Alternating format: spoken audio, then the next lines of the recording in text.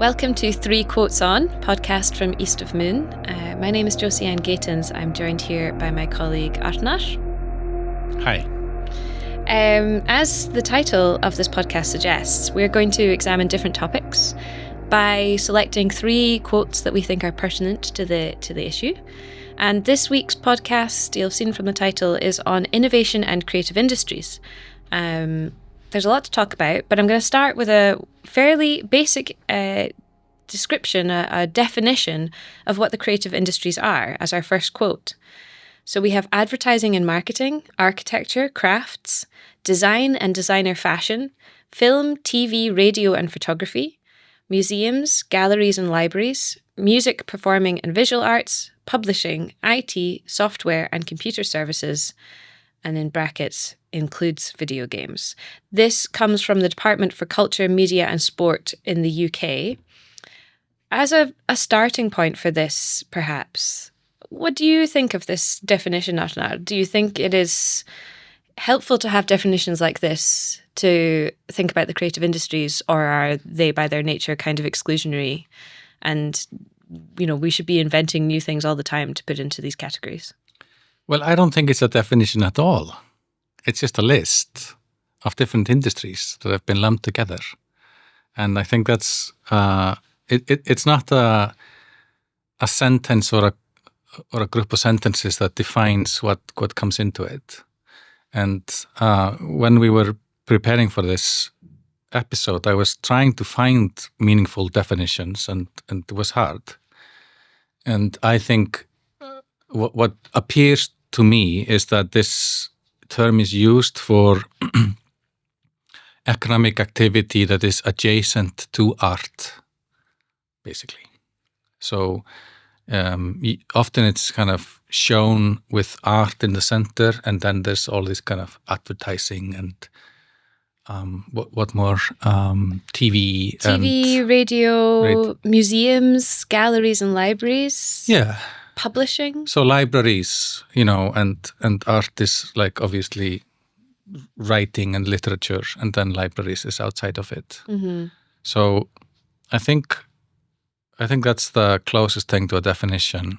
It's, as I understand it, a fairly recent term.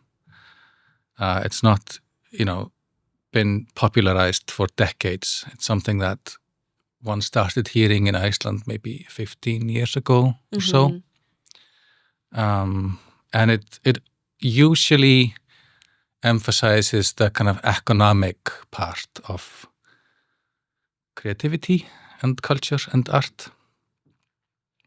For sure. I mean, I do agree with you about this not being a definition, albeit a strong one. But I suppose what I wonder about lists like this is that they have a function in terms of, and maybe we'll come to talk about this a little bit later as well. You've already mentioned that this is around kind of economic activity, but then let's say that you have a funding structure that supports this. There will be a list of industries, of entities that will be eligible for that funding. Mm-hmm. And if you don't fit into one of those categories, the chances are that you might not fit the bill. Yeah. So while on one hand, it can be not useful to have a list like this because no, it definitely it's matters. a starting point, but it has significance. It matters what comes into it and what not. Mm-hmm. I saw, for instance, that there were some attempts at defining creative industries in terms of whether intellectual work or intellectual property was kind of associated with it. And one of the challenges there is that usually engineering is not included in it. And it's hard to not think about most engineers as being intellectual and doing intellectual property. Mm-hmm. And of course, if one wants to, if you are pedantic about creative, you can always go and ask questions like, aren't teachers very creative in their jobs of figuring out how to teach? And, what about doctors or, it's I mean, if you wanted to do that. But it all comes down to, it seems to me, to be like this proximity to the arts. Mm-hmm. And that's what I've always kind of unites all the attempts at defining it for me. Is there such a list like this, or some attempts to define the creative industries in Iceland? Yeah, there is a research center for the creative industries that has recently been established. And if you go on their website, the first thing that happens there, if I remember correctly, there's like an image where in the center there is, it says art and creativity, I think. And then you have bubbles around it, which are these different industries. Mm-hmm. So they have other definitions on it, but they kind of opted for this route of just kind of listed things, listed different activities. I think the other thing that kind of strikes me about this list, that jumps out anyway, is when thinking about this as with the emphasis on industries, on the kind of economic perception of this.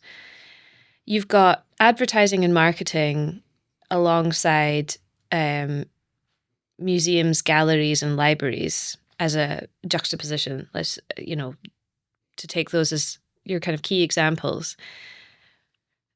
If you were to compare those as industries, you're traditionally thinking of something like marketing and advertising as a big money maker, and it is applicable to multiple other industries. So it has relationships with private investment and not just investment, but private consumption in a way that a museum or a gallery traditionally might be far more kind of for publicly supported, or for they're just not necessarily things. If someone comes to me and is like, I'm going to set up an advertising firm, that's one thing. And if someone comes to me and says, I'm going to set up a library, they have completely different economic frameworks around them.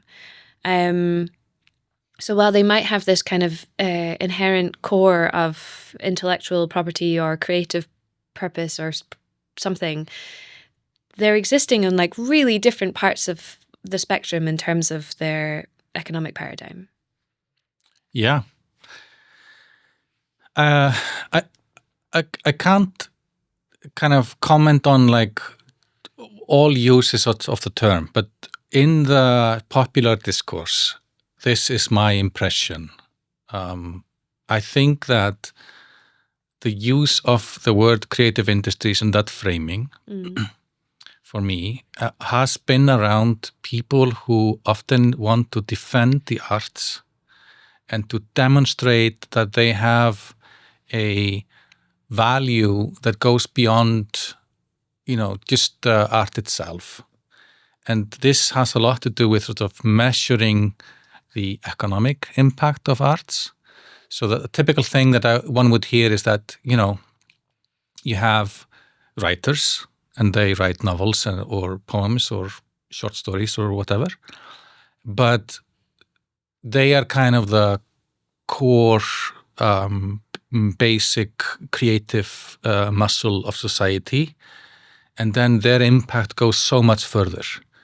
So their impact goes into libraries, into advertisement agencies, into computer games. Like, the stories in the computer games are done by writers, and, people work at libraries, and in an advertisement agency, they need copywriters. So I think that kind of, for me, the way this is often used is a framing that attempts to demonstrate that the arts is so much more than just the arts. Yeah. Which has, that can be a tricky space to get into also. It comes with there's pros and cons of framing the arts within this kind of creative industries, or in terms of the economic value.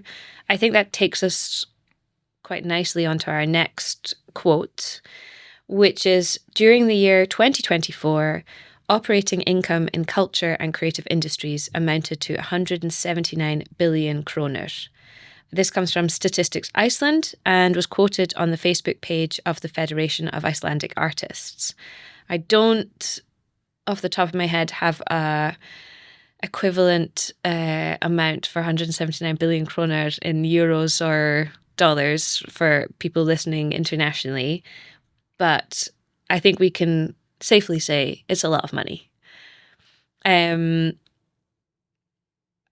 think, that my kind of first thought about this as someone who's come from a much more, my background in the arts and my kind of early interest in it came from a space of like, of arts being for all and creativity for creativity's sake, and this idea that there was an inherent value in arts that couldn't ever be measured economically, even if there was some kind of economic, you're still going to write a budget for the whatever project you're doing or so on. What do you think are the benefits and also potentially the risks of defining arts output in these terms?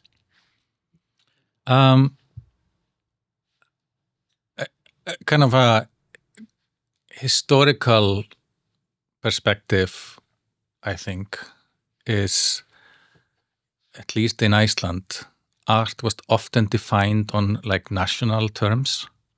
So the narrative that artists and their organizations and their advocates had for justifying why should the state spend money on art. And I think that is a relevant question, and I think that this all goes into that, of like, if you're if you are a nurse or you work at a gas station or whatever, and somebody has to explain to you, why does this budget exist, and it's a hot topic.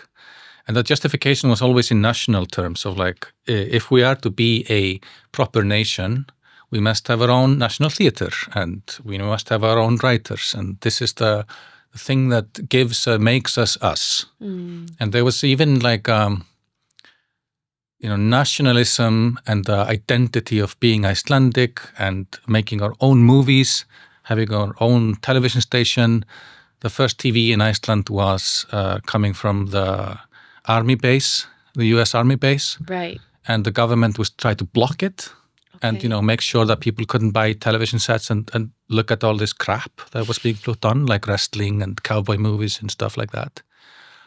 And it was a real concern that without having our own proper culture, we wouldn't be a real nation. And if you think about this is not purely from a cultural point of view, this is also an economic thing. So at the same time as this discourse was going on, Iceland's fishing oligarchy or the owners of the fishing boats, they were also asserting the rights of the nation to their own fishing territory and fighting with the United Kingdom and being, sorry about that. Territorial. No, we're sorry. We won that. Sorry to our listeners from Grimsby and Hull, if Brendan is listening. So there was a real stake, even from the right wing, even from the capitalist class, of being like, we need our own people. Particularly, right, from the right wing. This was quite a... Sure, it was important. Yeah. And then what perhaps happened, and obviously Iceland went through a newly independent nation period of kind of feeling inferior. And I remember growing up in the 80s and the early 90s, like being very proud about, the strongest men and the best water and this kind of funny things. And then there's a bit of a change. It stops being, this national narrative stops being relevant.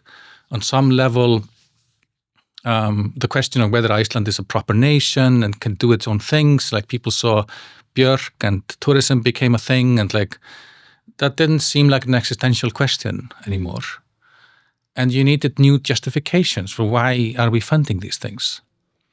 And in the spirit of the moment of the 90s and the early 2000s, you were in a much more kind of neoliberal environment where, there's an equivalence between economic growth and value. Mm-hmm. Like in a free market society, if you make lots of money, then you must be valuable because it's a free market and the market is always optimal. And so the more money you make, the more valuable you are. And that, for libraries is perhaps a difficult thing to argue about. They're seen as a public utility. But also for maybe filmmaking or writing or such things. How do you justify taking part of the budget? Mm-hmm. And of course, in a neoliberal framework, you justify it by showing this is writing is one thing, and journalists and the money that we go to that, but there's a multiplier effect, and the economic footprint of this is so much more. And without having writers, we couldn't have advertisement, and we couldn't have this and that. So I think it's in that framing that this comes about.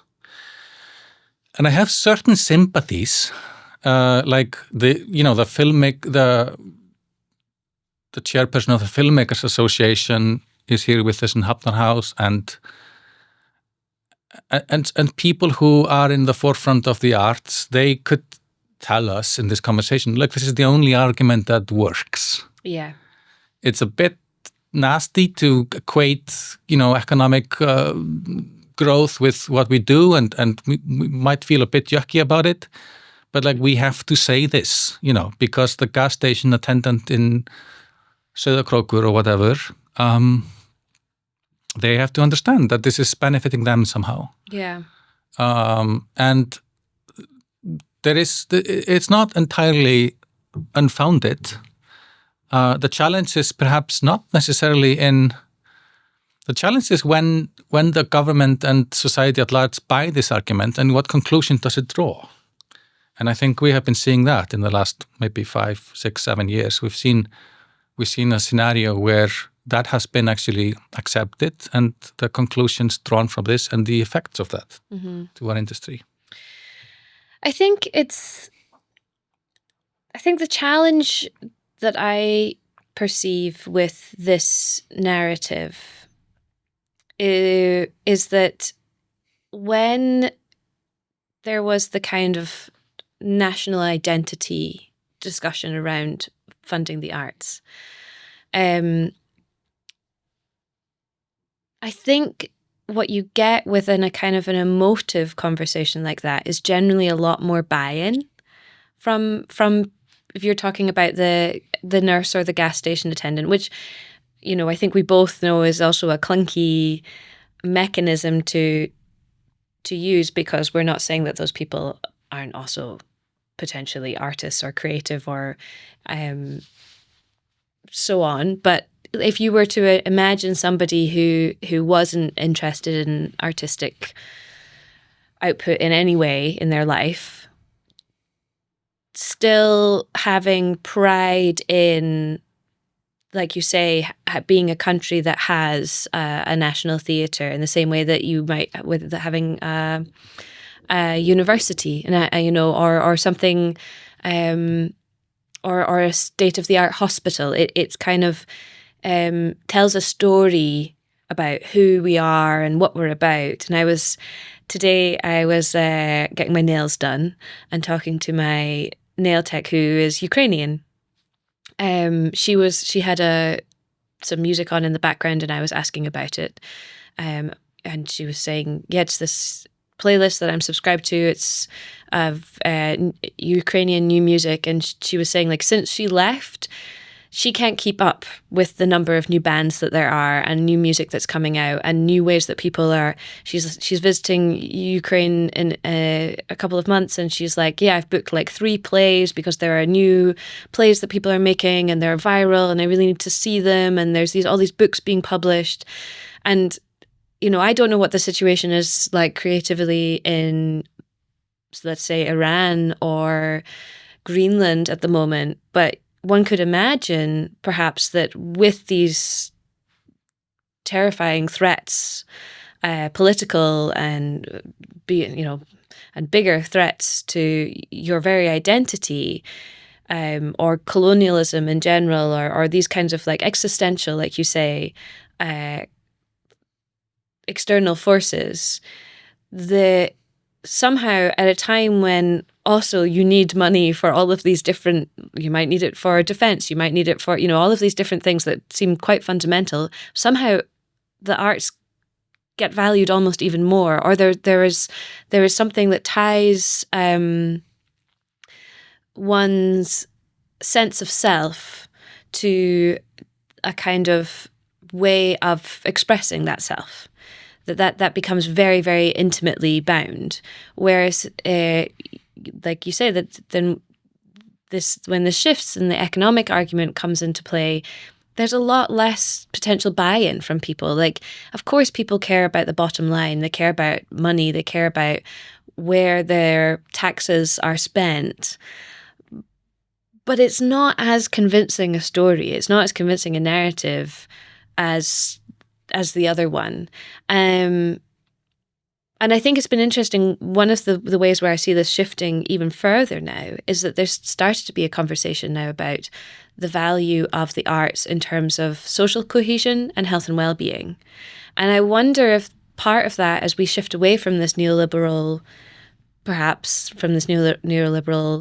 thinking around the creative industries, maybe this is a new way to have to tell a better story about the value of arts and value of creative industries that might be more generally convincing to those who are outside of them. Totally, but there has to be genuine as well. And so, one of the problems with promoting arts on a national term is, of course, it classes into many problematic things in a multicultural environment, and you get these questions of like, what is an Icelandic film, and what is it that we're supposed to be showing, and there's all kinds of like the way in which we're posturing about what is Iceland, and showing the countryside in a romantic way, and these things are kind of a little bit more complicated now than maybe in the 60s. Secondly, like Iceland won the Cod Wars, and it turned out that it wasn't the nation that then owned the fishing grounds. It was a very specific part of the nation. So that national narrative of like, we're in it together with neoliberalism and the 90s and this era also went apart. You can't, if you have to genuinely ask yourself whether certain villages would have been better off with UK trawlers taking the fish or Icelandic ones. Right. They're still taking the fish. Doesn't matter what flag they're flying. In some cases, yes. And then there's other problems which I am often trying to highlight with the artist community here in Reykjavik, which is that it's extremely homogeneous.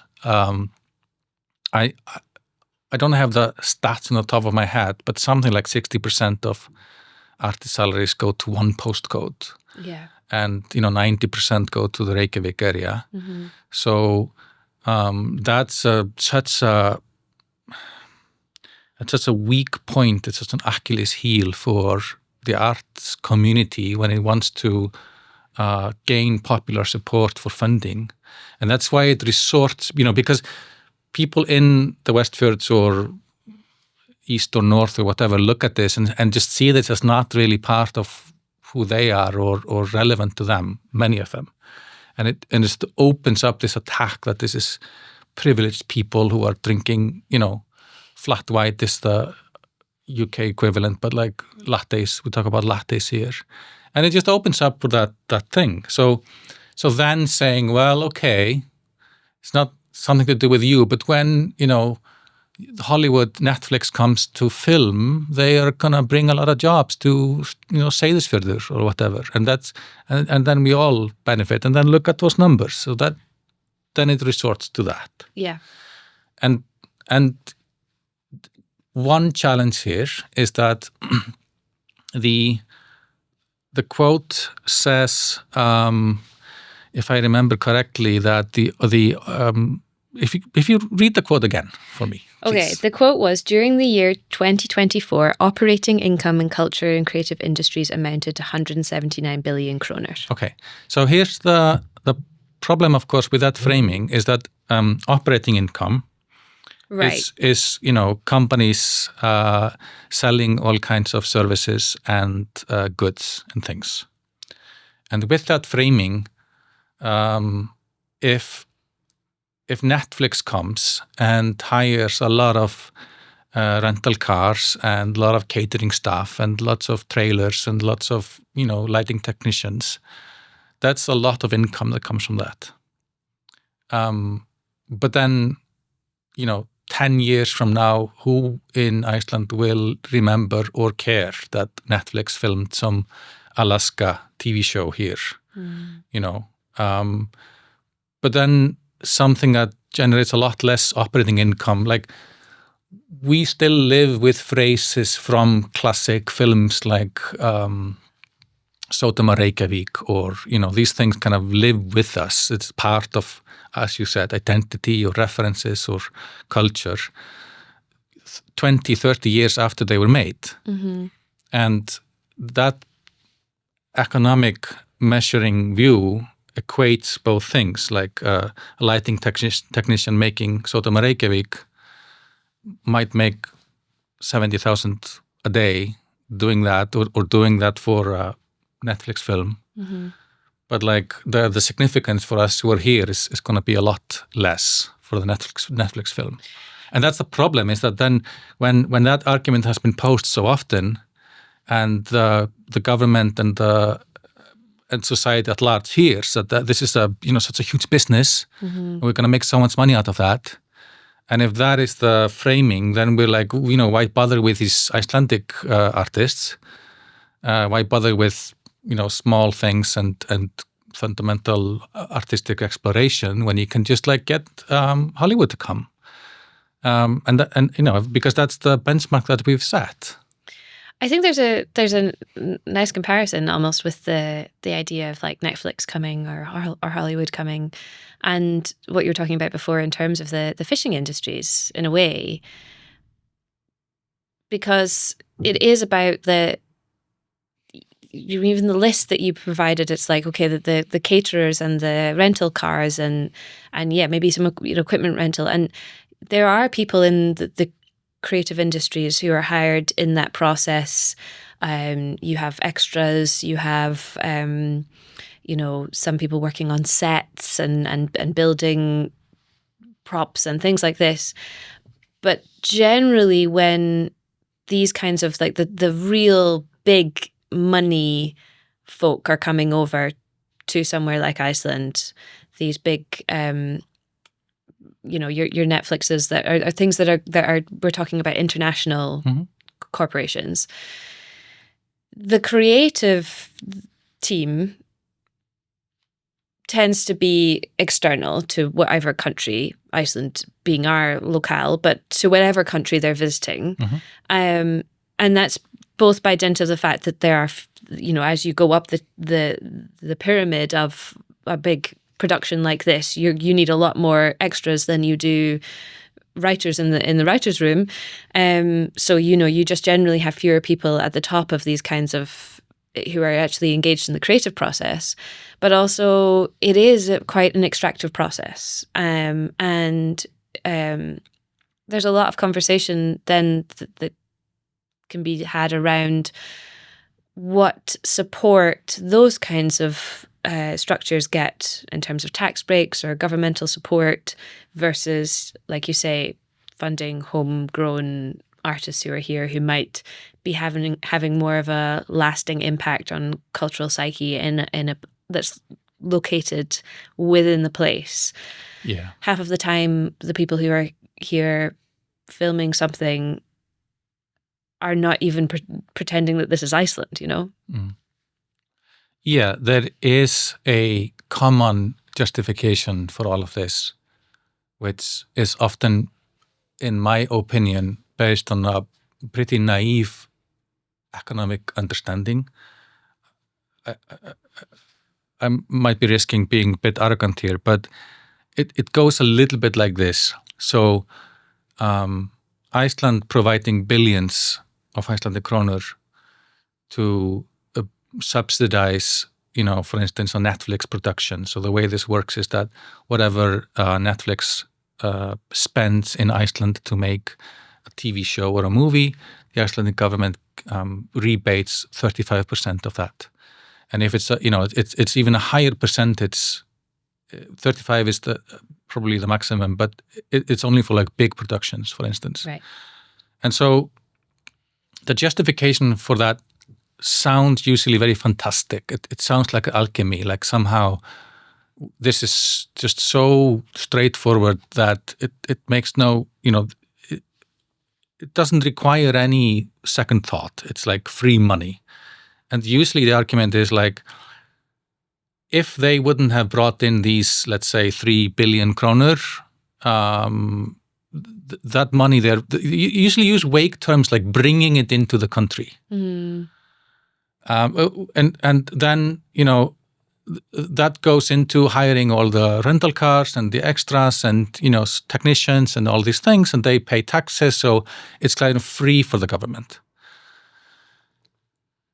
And I don't think we need to go into very, technical economics about it to kind of pause and do like, hang on a minute. Like if it's such a easy scheme to say, like, why aren't we doing 70% rebates? Why aren't we doing this for everything, not just films? Like, why aren't we doing healthcare like this? Like if you come here with dental operations, we'll pay you 35% back. And of course goes down to the fact that this isn't free money at all. The assumption here is that somehow they kind of bring the money and kind of leave it. And that there's a sum of like what goes out of the country and what comes into the country. And the way I like to talk about it is like, they're not bringing any money into the economy. I mean, sure, what they're doing is they're buying product and services. Okay, so they're renting a car that probably would otherwise have been rented out to a tourist. Right. So it's not that they gave anything. They rented something, or they bought something, or they hired someone. And those people or resources most likely would have come into play in some way. And while somebody was working as a technician on a Netflix series, they were not working somewhere else. Had they not been a technician at a Netflix series, they would have been working somewhere else and creating some value somewhere else and paying taxes somewhere else. So what we are doing is sort of subsidizing one economic activity and not some other activity. And that can often have, like, that can often be a smart thing to do. Mm-hmm. So for instance, if there's a mass unemployment and people aren't doing anything, obviously you want the state to come in and sort of just put money into things. If that specific economic activity is very, beneficial for the country as well. So the argument repeated so often is like, the tourists that are coming here saw Iceland in movies. And that obviously, that's a great reason to do it. If you want, but the problem is we're also subsidizing TV shows and movies that don't feature Iceland at all, where people watch it and nothing is reminding you of Iceland. So if it was a tourist scheme, then we should focus on that. The second thing, of course, is that, for most of the public, and even the government now, I don't think they're particularly excited about growing tourism more. And, do we need more tourists? At what point do we need to be paying Hollywood for promoting us like that? And, but it does bring us to something that you said earlier, but now can be kind of explained in a different context. It does bring us to, if we ask ourselves this, when we say that a film can bring us tourists, what we're really saying in a more abstract sense is that artists have an ability to define what is valuable. Mm-hmm. So they can make a film that in the minds of people in the UK and Germany and Scandinavia and US, Icelandic landscape can become valuable. But that applies to other things as well. And that's, I think, this kind of unique superpower of art, is that it has this ability to define for society what's valuable and what's something that we should strive towards, or what's the, And I think if we think about art in those terms, forget about the tourist argument for a moment and just think about can art be, be something that helps us understand what it means to be an immigrant in Iceland or not understand Icelandic, or can art be, have this ability to reason as a society about what matters to us? Then I think we are kind of reaching the core potential of art and the core value of it. But obviously, it has to be something that is equally done in the Westfjords as in Reykjavik, And then when people learn that it's such a huge money-making machine, that art is such a huge money-making machine, then it becomes a difficult sell, because people are just waiting for the rental cars and stuff, Absolutely. I think you make a really good point about needing to realize inherently with public funding, when you are funding one thing, you're putting attention on it, which will have some kind of output, some kind of impact, but you're also not putting your attention on something else. And there's been a lot of conversation here about this. There's one model of funding, you've mentioned it briefly before, which is the artist's salary. Mm-hmm. And I think there's a lot of misunderstanding about what that is and how it functions. And I think inherently this idea that we should all earn we should all make money for doing things that are valuable is not contentious, really, at its core. But the way in which it might be delivered, like you said, there is a huge concentration of funding for people in the capital area versus outside of the city. There is hefty weighting towards people who are already, I would say, economically active. So if you're an emerging artist, it might be a lot harder to get funding in this way. But I also think, again, the other thing that you raised that I think is really worth kind of touching on a little bit more is this idea about when you're measuring these things, how you go about what figures you're actually pulling in, because it's not simple maths at the end of the day. You're balancing up quite different figures from different spaces. And I wanted to mention briefly, because I don't have these kinds of figures for the Icelandic artist salary. I wanted to mention the pilot that's been happening in Ireland, where they were trialing universal basic income for artists. I think this was predominantly musicians, as far as I know. It was called Basic Income for Arts. The pilot was 2021 to 2025.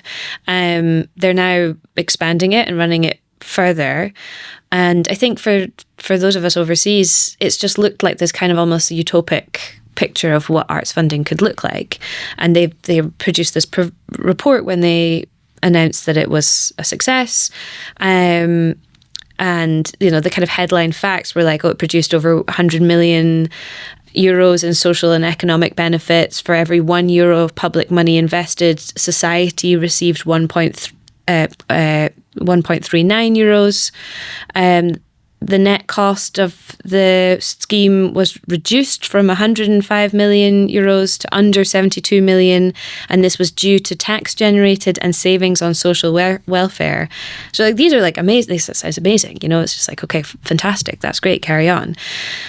But even in these facts, there's questions raised about like, okay, so you're essentially, these are kind of, it's the same money going around in different forms. There's what you might be paying to support someone via, let's say, unemployment benefits.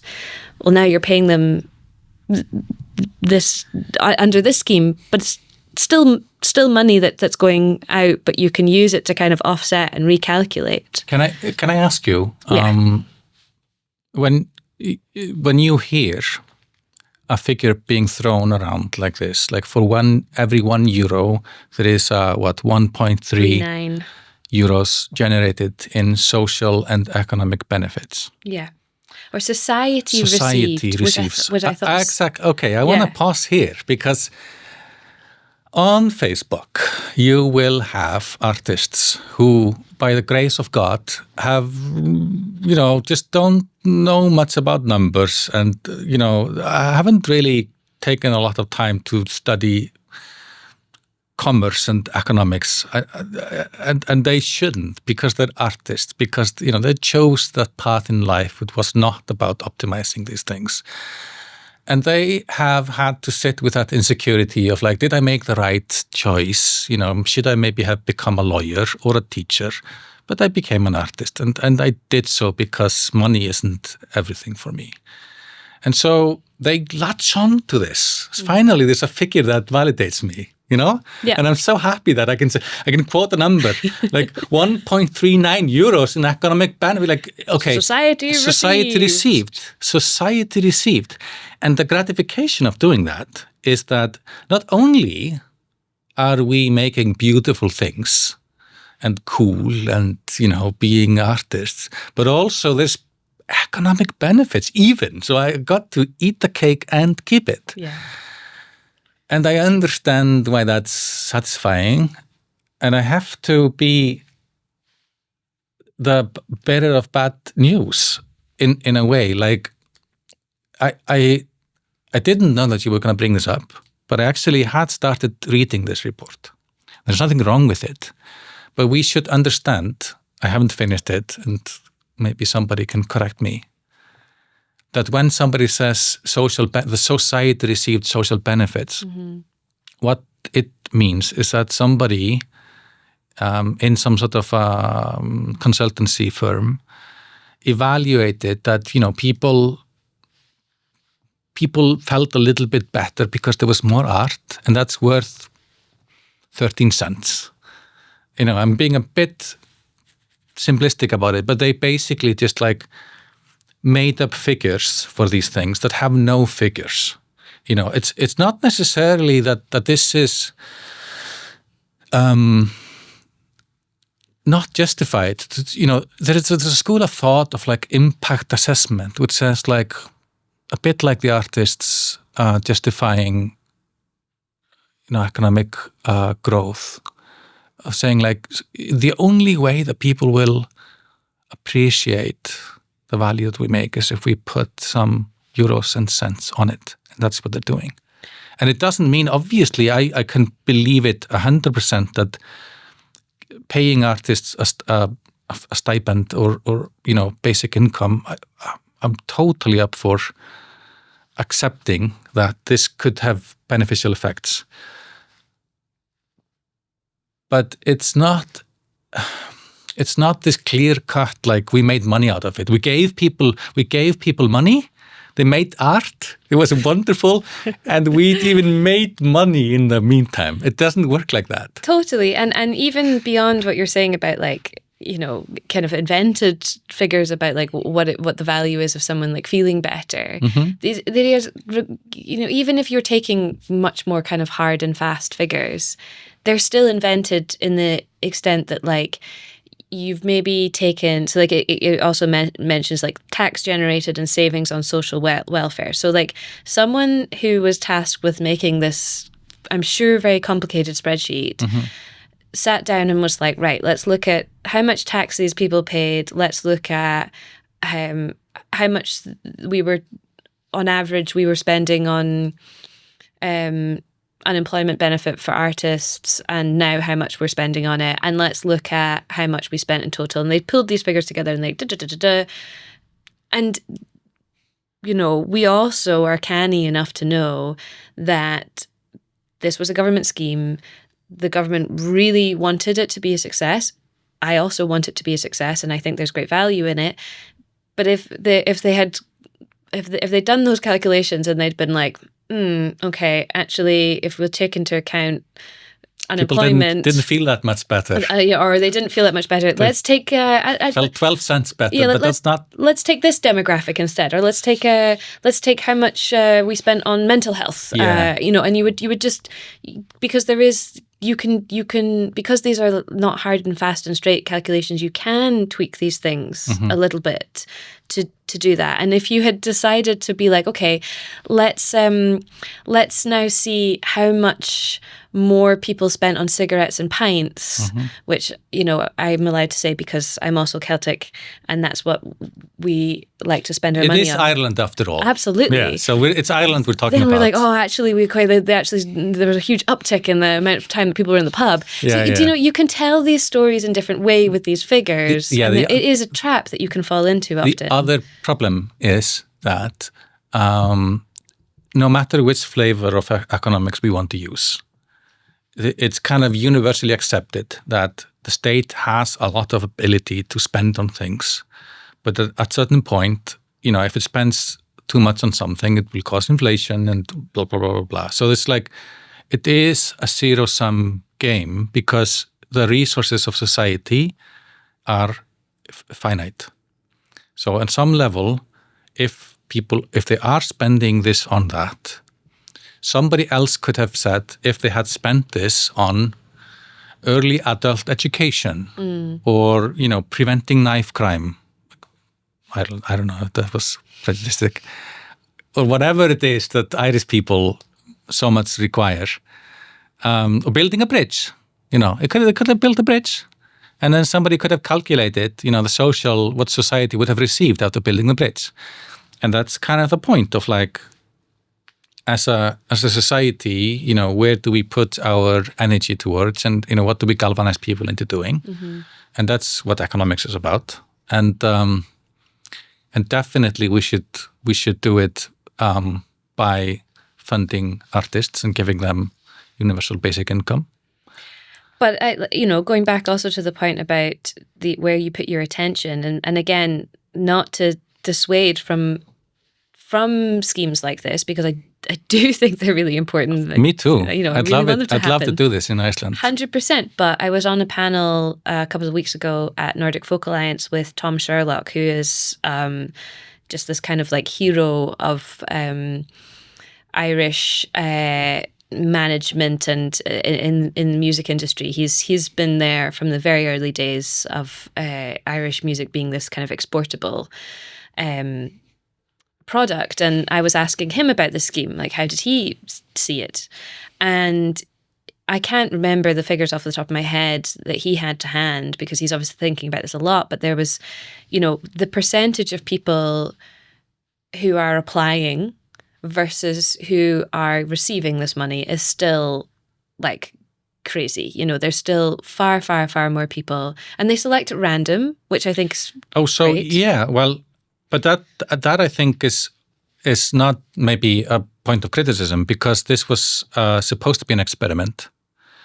And so they used, so economists at some point in the 80s, they discovered they can do things the same way as medicine does. So this is a randomized trial. like you said. But it's now been rolled out officially. Okay. So even in this official capacity where it has been expanded, it's still limited. Yeah, okay.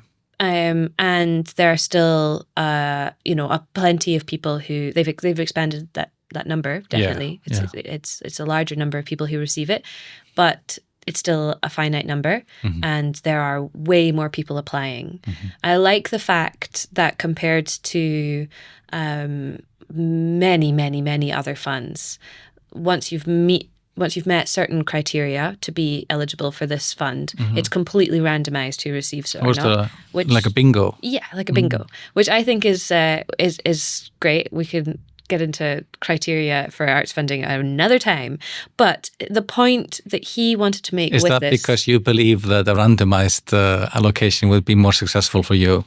Not for me. I think we're not. Like I said, we're not getting into this. Don't take me off topic. The point that Tom Sherlock was making was that for those who were unsuccessful in receiving this fund, found that since this has been introduced, the other funds that they did have access to before, that all of the focus is going on this one, and that there is a kind of like expectation, even from private investment and from things like if they're trying to crowdfund an album being made or something like that, the kind of broad societal view is like, oh sure, but you've got the artist fund now. What do you need this for? Right. So by making this accessible to some people, they have also taken the attention away, and they have made it more difficult for others. Yeah. But talking about panels, and you were just this week on a panel that we want to turn to for our last quote.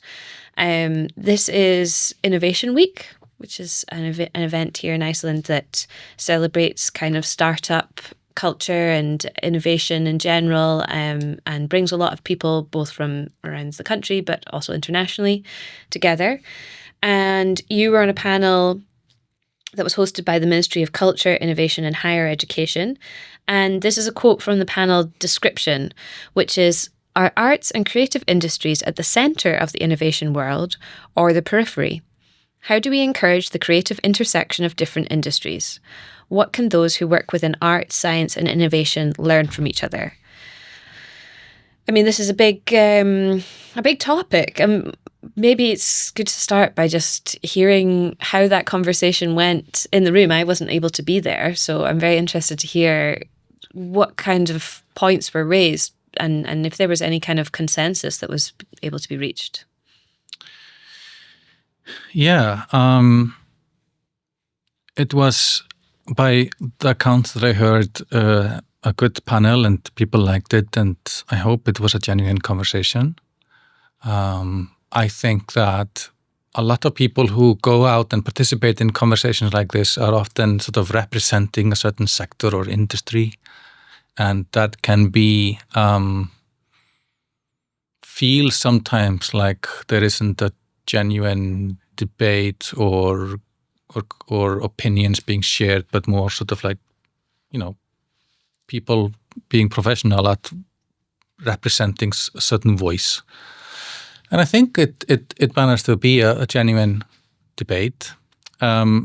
Speaking of like categorizations and definitions, as you can see, like there's one ministry now that does culture and innovation and higher education.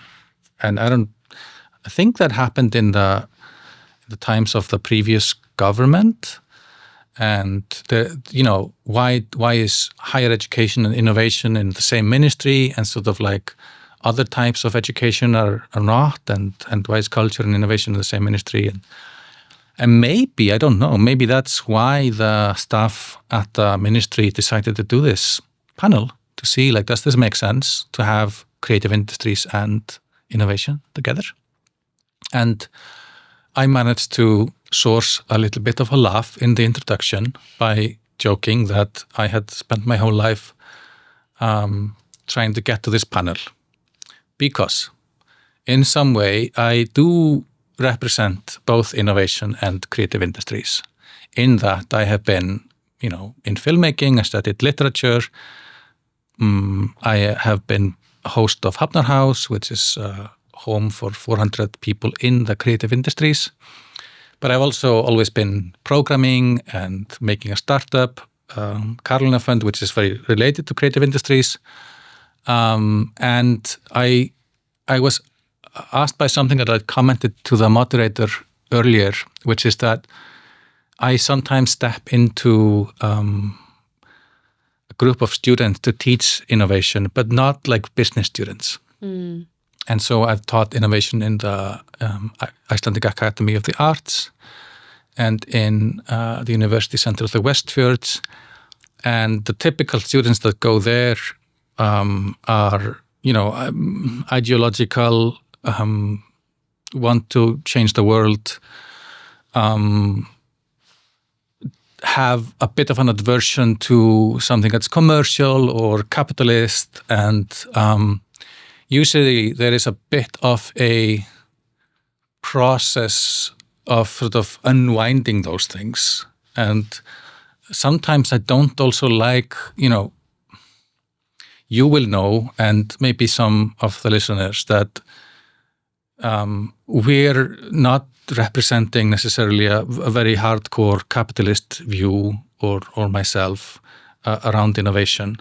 But definitely I can sort of tell that some of the students are just like in a defensive position. Like, here's a guy coming to talk about entrepreneurship and innovation, and don't want him to push me into like selling out and stuff like that.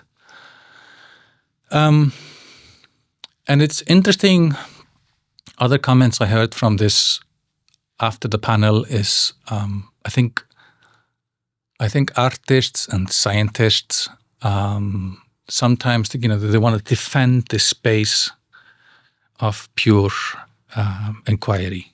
Of like, I just want to do art for art's sake. I would just want to investigate. I would just want to figure out like how does the cells work, or how could a painting be more vivid? I don't even know what, and not think about like, does it sell or not?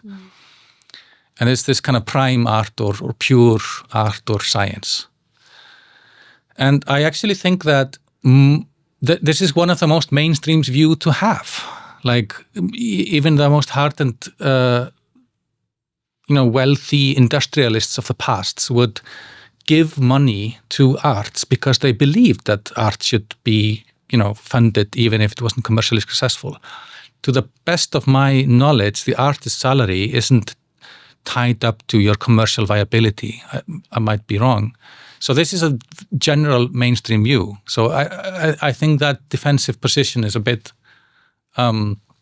sometimes unfounded.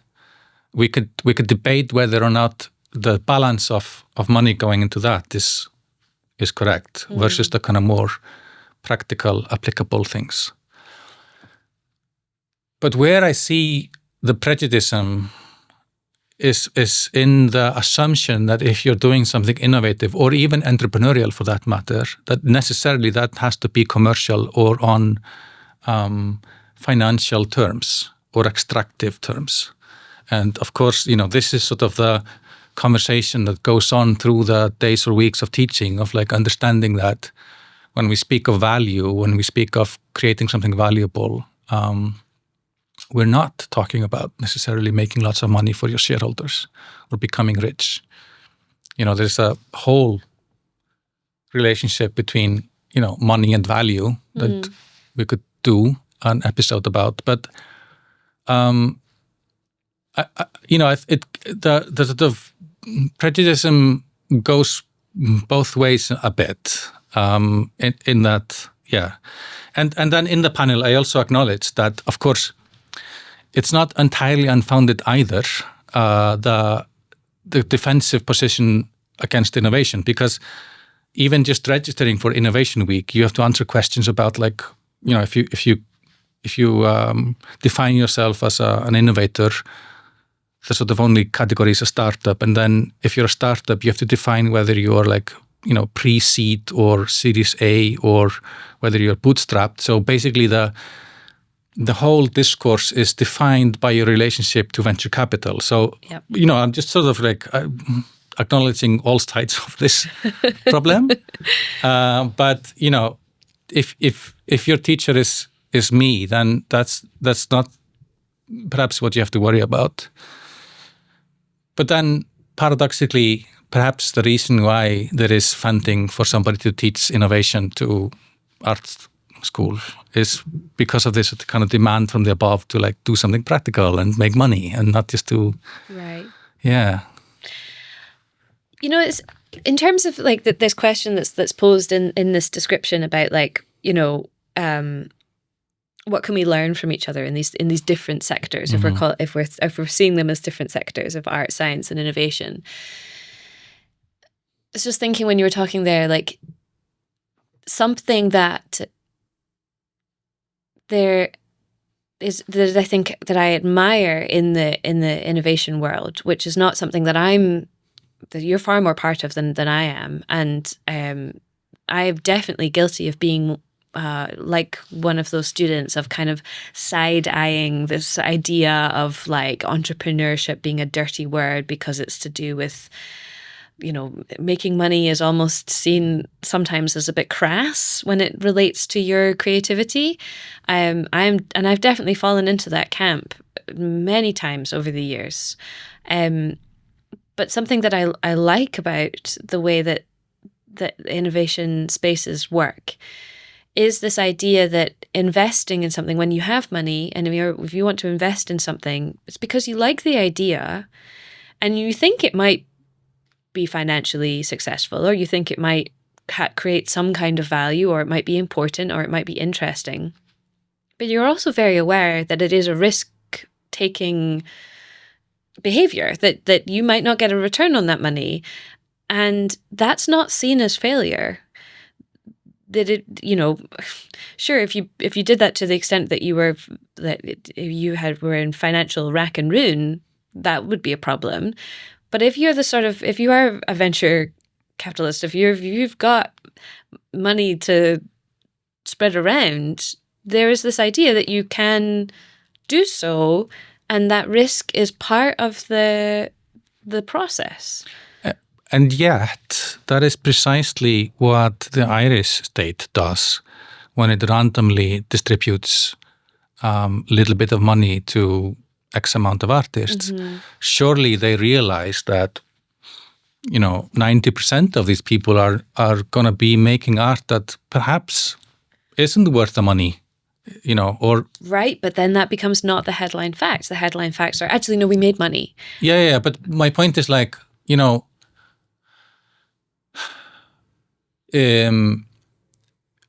I actually made this point on Facebook before Laufey did. Laufey, the famed jazz singer. But she repeated it when she won some Grammy or whatever it is, that she thanked the music schools in Iceland.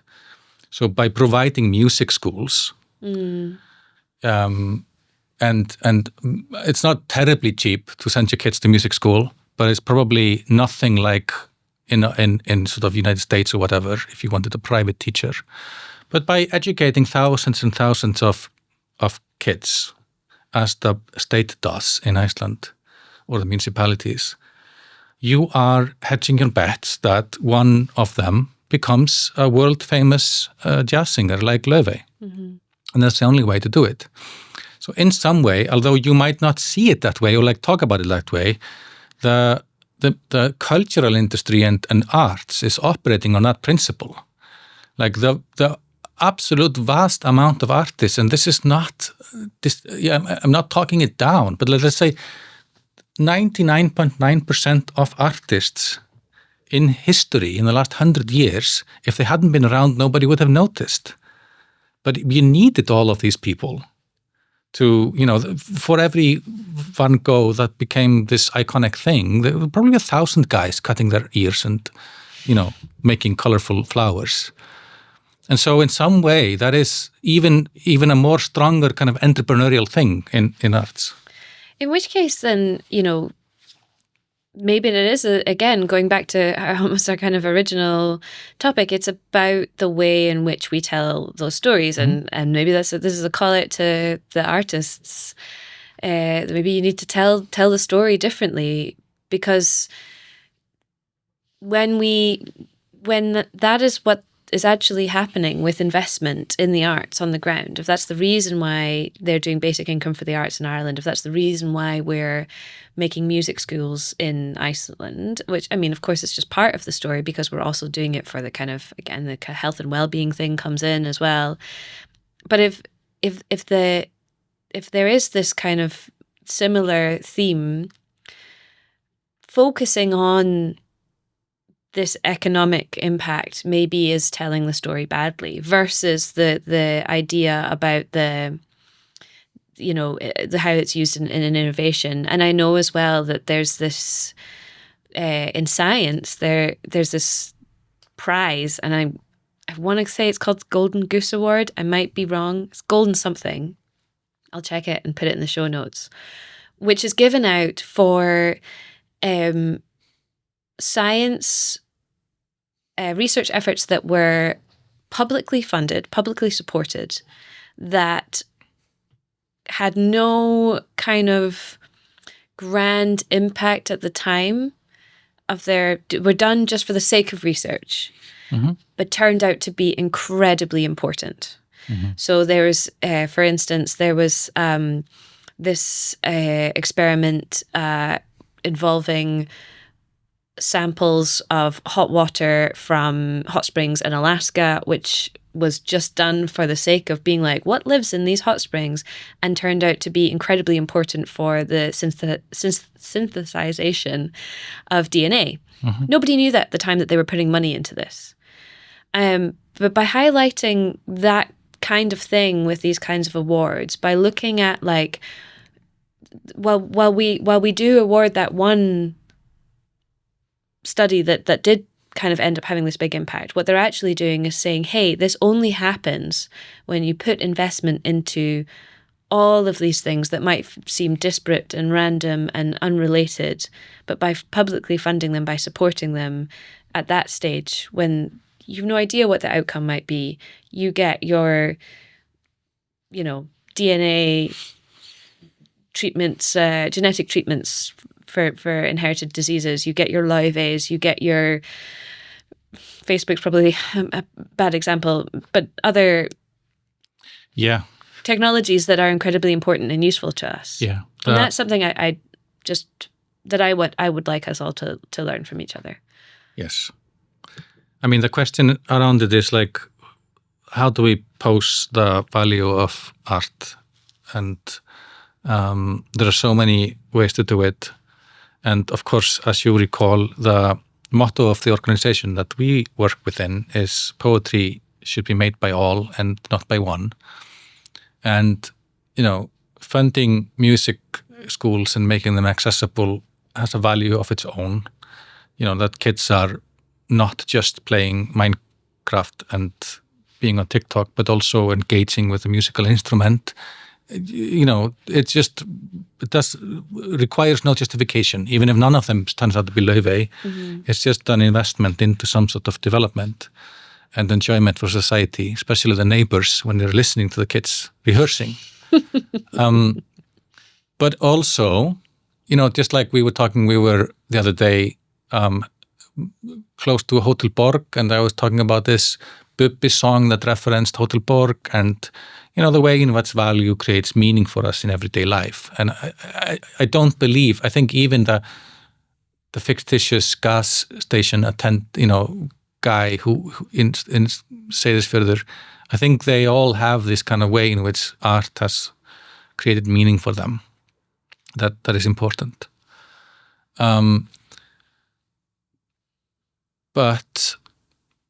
But now we, if we think about what we have been talking about is a little bit the kind of the mainstream discourse, and we haven't gone so far away from that. But if we talk about like justifying art in terms of national project, I don't think that's ever coming back. I think we've passed that stage for Iceland. I understand it in Greenland, but I don't see any need of going back to that. I don't want to justify it on the neoliberal terms of like, look how much money it can make, either, for the reasons we talked about. But I do want to justify it in those terms that we talked about. And in some way, even if I we work here within Hafnar.haus, which has 400 people who all are trying to live off their art and creativity. And in some way, I don't necessarily see that as the most important expression of art, of professional artists. And I know you work in folk art, and it has its own tradition. And I think that the way forward for artists to justify their existence and their thing being supported has to go through some sort of a democratization of it. And that's why I'm so concerned about 60% of artists being from one postcode, because I think we're just making ourselves such a disservice by making this like some sort of a privileged, and it's tedious, the idea that artists are a privileged bunch who drink lattes and stuff, and we know that some are, but like vast majority isn't. But in some way, I don't know. The National Theatre used to tour the country, and there's like all these kind of stories of how this was more an accessible thing. And I think that the way forward is neither. The way forward is through the slogan of poetry should be made by all, and art should disappear into nothingness, and kind of all of these things that East of Moon has been working towards. Even if there was no space for that at the panel, but trying to prepare the ground for that synthesis. I guess that's all we can do at the end of the day. Prepare the ground. Arnar, thanks so much for chatting. Thank you. It was very interesting, as always. This is the first episode, and we'll be back with you with another one very soon. In the meantime, you can find out what East of Moon is doing by checking out our website, which is eastofmoon.com. And while you're there, you can go to /newsletter and sign up to that. We will email you regularly and let you know where we are, who we are, and also what we like. We put in our recommendations of what we've been consuming recently, which is our most popular segment. Thanks for tuning in. We'll be with you next time.